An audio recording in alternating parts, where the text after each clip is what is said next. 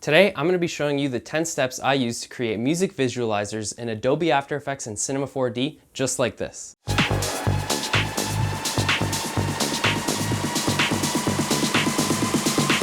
This Molly shit, I know what's going on.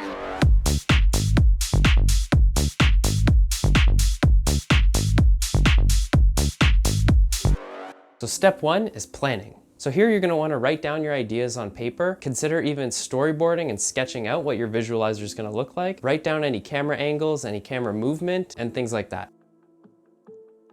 Step 2 is creating a rough idea.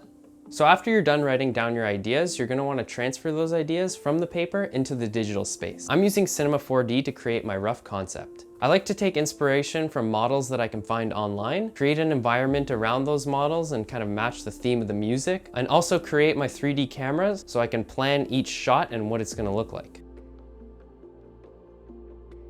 Step 3 is camera animation. Now that you have your rough concept, you're going to bring it to life by animating your camera and even some of your models and subjects within the scene. Step 4 is adding details to your scene. So now you're going to add details to your scene. I incorporated a TTC sign. I also used this topographic pattern for the floor to help enhance the visuals and tell the story. Step 5 is texturing. Now you're going to want to texture to the geometry in your scene by using textures that help match the mood of the music to the mood of your visuals.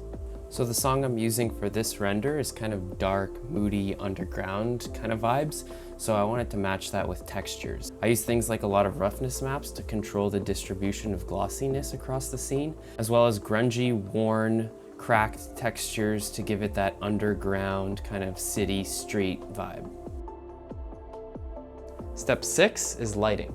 Now we're gonna light our scene and think about whether we want to use a high key light or a low key light to help match the mood of the music to the visuals.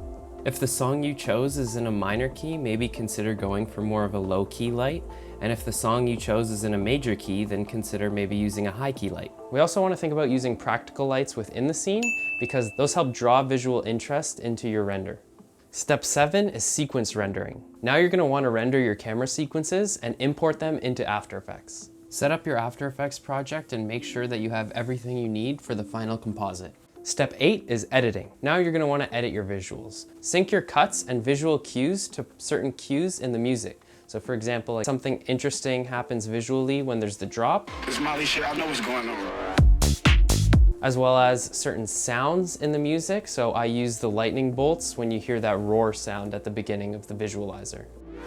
Step 9 is revisions and revising your cuts to make sure that everything's lined up and synced properly. You've color corrected your renders, added any extra effects you want to help enhance the visualizer, and you're getting ready to do the final export. So as I was finishing up my render, I thought I'd add a pixel sorter effect to really help drive home the idea that this is a grungy, torn apart kind of render. And finally, step 10 is your final export. So this is the last step and you want to make sure the final export is ready for its destination.